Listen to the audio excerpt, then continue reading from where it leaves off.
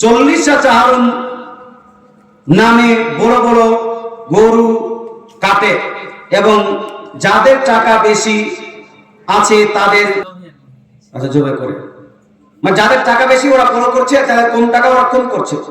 এটা তো স্বাভাবিক ব্যাপার। যার টাকা বেশি আছে সে বড় করবে, যার কম টাকা আছে ও কম করবে। এটা স্বাভাবিক না অস্বাভাবিক জিনিস? যার টাকা বেশি আছে ও বেশি টাকা দান করবে মসজিদে, যার কম টাকা আছে ও কম টাকা দান করবে। কিন্তু মূলত 40,000 করা যাবে কি যাবে না এটা প্রশ্ন করা উচিত। কথা বলছি, বুঝতে পারলেন? মূলত হলো 40,000 করা যাবে কি যাবে না এটা প্রশ্ন করা উচিত।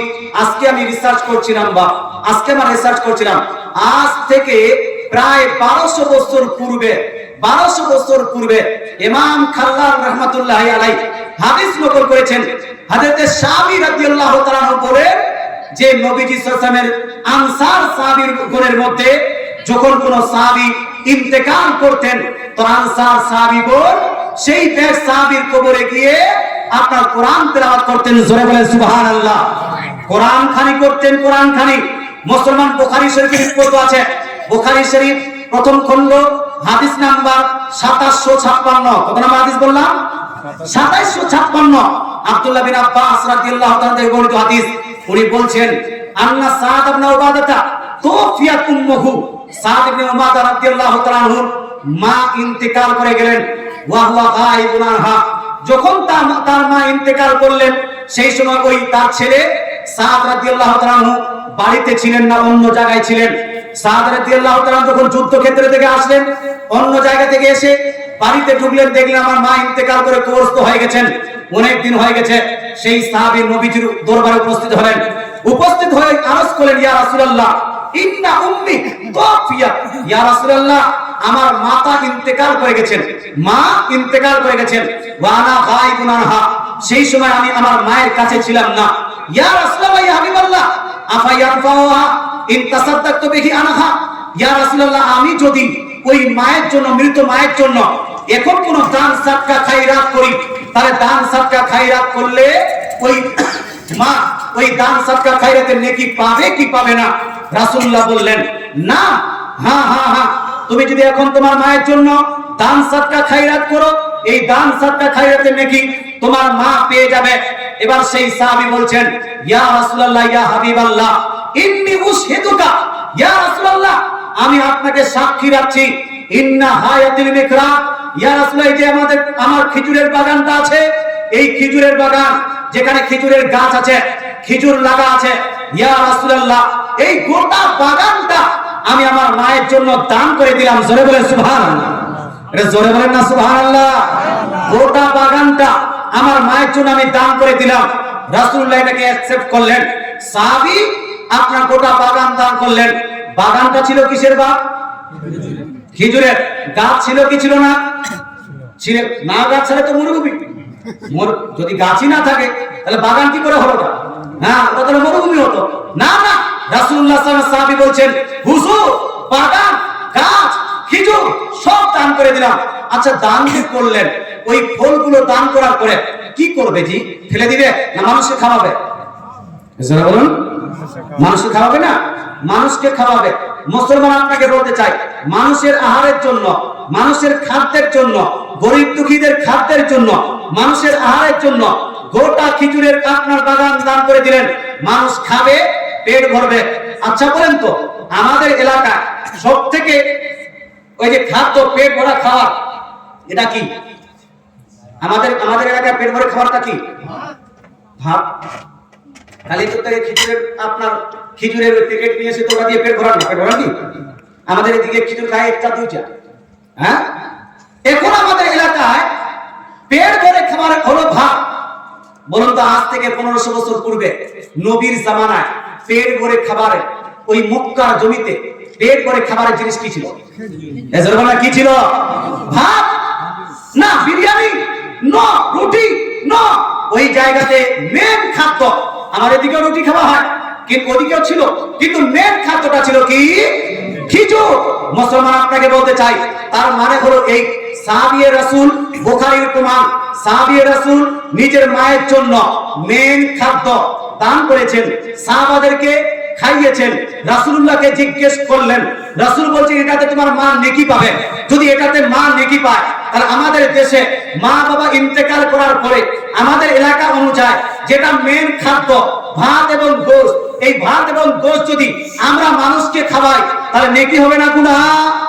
এজন্য নেকি না গুনাহ? নেকি হবে। এই জন্য তো বাপ দাদা ইন্তেকাল করার পরে আমরা 40 আচরণ করছি, ওয়াহাবিদের বলার কারণে আমরা বন্ধ করব না। আরেকটা হাদিস শুনাই, হাদিসটি রিপোর্ট আছে সুনান আবু দাউদের মধ্যে, সুনান আবু দাউদ, সুনান আবু দাউদের মধ্যে, সুনান আবু দাউদ হাদিস নাম্বার 1681, 1682, 1683 এর মধ্যে হাদিসটি রিপোর্ট আছে। মাশাআল্লাহ সুবহানাল্লাহ। একজন ভাই 100 টাকা দিলেন, আরেকজন ভাই 200 টাকা দিয়েছেন। হ্যাঁ, যদি আপনারা কেউ দান করতে চান দান করেন। কমিটির আজকে আমার উপর কোনো নির্দেশ নেই যে হুজুর দান করতে হবে, দান কালেকশন করতে হবে, কারণ আগামী কাল তো কালেকশন আছে। কিন্তু তারপরে কেউ যদি দিতে চান, আজকে দিলে নেকি বেশি, কালকে দিলে নেকি কম, এটা কিন্তু কনফার্ম। হ্যাঁ জি, আজকে দিলে নেকি একটু হলেও বেশি, কালকে দিলে একটু হলেও কম হবে। কারণ আজকের দিনটা নবীর যুগ থেকে বেশি কাছে আছে কি নাই? আছে কি নাই? আজকের দিনটা নবীর যুগ থেকে বেশি কাছে, কালকের দিনটা নবীর যুগ থেকে একটু হলেও পরে। মুসলমান যত নবীর কাছে থাকবে তত নেকি বেশি পাবেন, কি পাবেন না? এই জন্য ভাই বলতে এটা চাই, আপনার উপর কোনো প্রেশার নাই, কিন্তু যদি পারেন তাহলে আজকেও হলেও দান করে যান।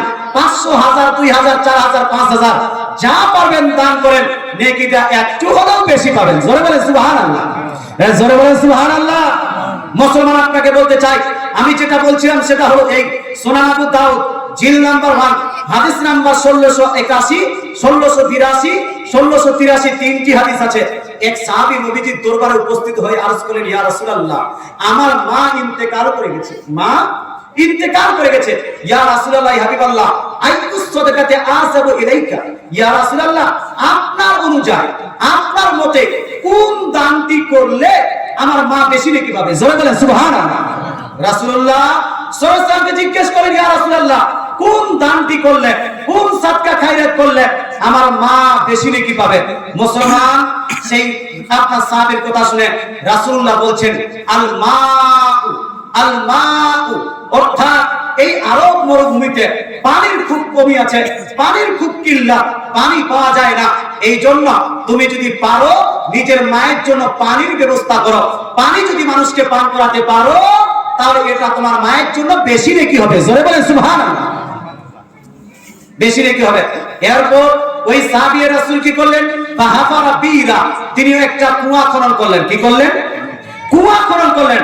কুয়া খনন করার পরে আল্লাহ তাআলা দরবারে দোয়া করছেন, হাদিহি লিউম্মি সা, ইয়া রাসূলুল্লাহ, হাবিব, ইয়া রাব্বাল আলামিন, আমি যে কুয়াটা খনন করলাম এটা আমার মায়ের জন্য খনন করেছি। ইয়া আল্লাহ, এই কুয়া থেকে যত মানুষ পানি পান করবে সমস্ত মানুষের নেকি আমার মাকে তুমি প্রদান করো। জোরে বলেন সুবহানাল্লাহ। হে মুসলমান, এখানে আপনি একটু ভাবুন, আচ্ছা বলুন তো আপনার এদিকে পানির ব্যবস্থা আছে কি নাই? আছে। পানি अवेलेबल আছে কি নাই? আছে, পানি अवेलेबल আছে। মুসলমান কে দান করলো? ইউনুস দান করেছে। আল্লাহ তাআলা দানকে কবুল করুন, বলেন আমিন। যারা পারবেন দান করেন, আর না হলে কালকে একটু বেশি বেশি করে দান করবেন। আমি যেটা বললাম ওইদিকে একটু লক্ষ্য রাখবেন যে আজকে করলে একটু বেশি ভালো নাকি না কালকে। যাই হোক মুসলমান, আমি যেটা বলছিলাম সেটা হলো এই, আমাদের দেশে পানি अवेलेबल। দাদু আপনাকে জিজ্ঞেস করতে চাই, আজকে যেভাবে খাবার দাবারের ব্যবস্থা আছে, अवेलेबल আছে, আজ থেকে 50-70 বছর আগে এইরকম মানুষের ঘরে খাবার ছিল? হ্যাঁ, খাবার ছিল না।